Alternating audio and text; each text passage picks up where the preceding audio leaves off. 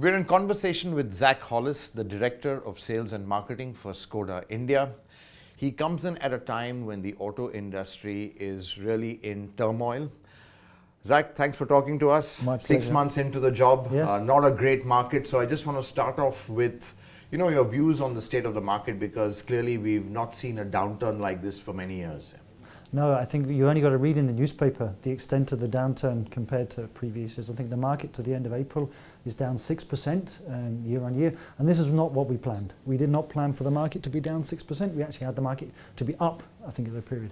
I think April was particularly bad, as we know. April was down was 15-16% down on the previous year. I think this was heavily influenced by the election and also by changing in the credit availability of liquidity in the marketplace, which has also affected customers. I think we'll see some growth in the second half of the year, particularly as we get to the festive season. I think the fundamentals of the economy are still sound. Nothing has fundamentally changed. So, you talked about, let's say, the industry bouncing back. Would you say that Skoda will, let's say, beat the industry growth, be below it? What's your take on for Skoda right now? Because I know you don't have too many new products. You're in a bit of a kind of, let's say, a transition phase before India 2.0 kicks in. Obviously a time for consolidation for you. Our plan for 2019 is to sell the same, one more car than 2018. Our plan is to continue growing in India. And as you say, this is a period of consolidation for us before we get to India 2.0, where we launch the new cars in 2021. So certainly our plan for 2019 is to continue to sell around 17,000 cars, which is what we sold in 2018. Obviously, you'll get the effect of, let's say, a lot of the BS4 cars, people wanting to buy them before BS6 kicks in April 2020. But looking at next year, is it going to be a bit of a tougher year? There'll be no diesel. Octavia, you're going to get the new model out, so we might see a temporary suspension of that, because no point making the current one BS6 just for a couple of months. Investments don't make sense. So do you think 2020 could be tougher because of the regulatory changes and the transition moving to them, especially with the powertrain upgrades and maybe discontinuation of some that are going to happen? I would be completely honest with you, 2020 is going to be a difficult year for the whole industry. You've seen the news from the likes of Maruti Suzuki around what's happening with their engine strategy, and I think where people are investing in diesel for Barrett Stage 6, they need to pass that on to the customer. So that's also going to have some impact on the car market as well, because cars will also get more expensive. So I would say that our plan still in 2020 is to sell as many cars as 2019. But you won't have a diesel in your Rapid. In Rapid, we will not have a diesel car. This is correct. But we will replace that with a very efficient petrol engine. A 1 litre TSI. A 1 litre TSI petrol engine. You know actually more, as much as I do. Yeah. So we'll replace that with a 1 litre TSI. This is an extremely efficient engine, giving much better fuel economy than the current MPI, which has often been a little bit criticised for the fuel economy. That's right. And you've got the old generation EA 111 1.6, which in any case is it's past its still a good engine, yeah. And it still represents good value in the marketplace for our product, but nevertheless the TSI will bring a much improved with the DSG with it? With the DSG in right, so you'll have the DSG which you never had, so that could we will have automatic gearboxes as well. Right, okay. So, but Zac, looking at the other model range, obviously very small, the other real car which has got a lot of cachet, a lot of brand, is the Octavia, doing very well in its segment. Is 2020 going to be a little difficult for that again with the regulation change? We're expecting the B8 also sometime that year. So I just want to understand, let's say on that. So towards the end of 2020, we will launch the B8, the new generation Octavia. You're absolutely right. From there, and the current Octavia, yes, we're currently assessing whether it's right to engineer that car for Barrett Stage 6. Yeah. The decision's not been made yet. Small, isn't it? The decision's not made yet. I mean, you've got to admit, every manufacturer has got to invest quite a lot of money in making the cars right for Barrett Stage 6. You said it yourself. Right. We need to look personally, is there a business case for investing in Barrett Stage 6 for Octavia, when we're only talking about a period of sale from April to probably the end of the year. So that's yes, right, yeah. You're absolutely right. It's a business case that we're looking at. Does it make sense to make that investment on Octavia? So you've got Volkswagen 2.0 on one side, which obviously there's a strategy for that. You're going to have your products on that, possibly an SUV, a replacement for the Rapid or whatever on the platforms. But looking at your current model range as well, because you've got some pretty strong products there. I mean, the Kodiak's doing well, Superb Very is well. doing well. Yeah. Can we see some more addition? Is there a business case for a Karoq, or do you think now all the focus on new model is going to be on 2.0 and not the niche CKD models? I think CKD will always play a role in India because it provides a model in those niches. It's not viable to create a parts and component, to create an India 2.0 car for Kodiak, for example, Right. because Volumes the are too model is small. not, the volume is not there. So CKD and parts and components will continue to be part of our long-term strategy. This is clear.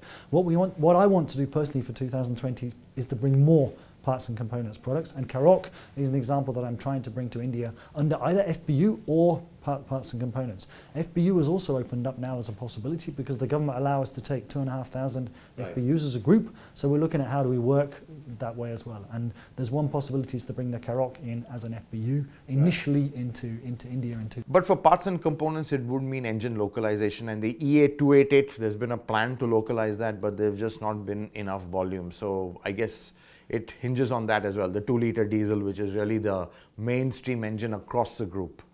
The 2-liter diesel is a mainstream engine across the group. I think the question, what we look at in the industry is, what is the industry trends? How is it working in terms of petrol versus diesel? Yeah. The investments in Barrett Stage 6 for diesel will force the price of cars going up in the marketplace. We will see this happening in the future.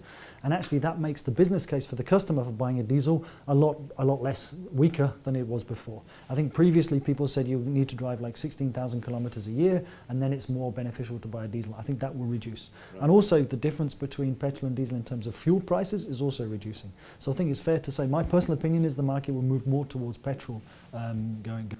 But do you feel that for SUVs, you just need the diesel for the torque? It's just one of those things, SUVs needs a diesel. I think from just a customer preference point of view. Okay, they might some of them even pay top dollar just to have that torque and the kind of practicality, the range, the fuel efficiency, especially for SUVs, long distance trips, SUVs, diesels just make that much more sense. So there would still be a market for diesel, wouldn't there? Definitely SUV is where that market will remain for diesel. I think you're right. When it comes to SUVs and premium SUVs, the customer is probably less price sensitive than he is when it comes to a mainstream notchback car. So yes, if the market remains strong in diesel, it will be in the SUVs, and this is where we're still working on what our strategy is to make sure we get a diesel engine for Kodiak in particular. I still want a diesel engine for Kodiak, and actually, that's what's being assessed by not only the engineers but also the accountants. Just again to focus on the present, Zac, you've come into a company where, to be very honest, has had a legacy of service issues. Sometimes that legacy just lingers even though work has, good work has been done. Sometimes, there are still genuine issues. What is your challenge? Is one thing actually improving the service and also changing the perception? Is this something that in this consolidation phase is something that's priority? Definitely. I've said to my team, and the dealers as well, we have 2 years to get ready for India 2.0. And many people don't consider the Skoda brand because they have this perception of high cost of ownership and poor levels of customer satisfaction and service. And this we have to get rid of. This is a big priority for me going forward. Many people write into you and say this point, etc. And we've already last year reduced the cost of our parts by 13%. I think this has been very well received by customers as well. And we've introduced such things last year as a 4 years warranty package. We were the first in the market with a 4-year warranty package. And now we've got availability for the customer to upgrade to 6 years warranty as well. So with 6 years warranty, we're really giving the customers that peace of mind. But you're right as well. We can do these actions, but it takes time to change customers' perception. The strategic thing is to reduce our cost of ownership. This is part of that strategy. The next thing we have to do, we have to extend the number of dealers. We will extend the number of dealers to make the brand much more accessible within the marketplace. So at the moment we are representing 54 cities. We will increase that to 100 cities going forward. So we'll open more dealers going forward. And I think these dealers also don't bring that legacy with them as well.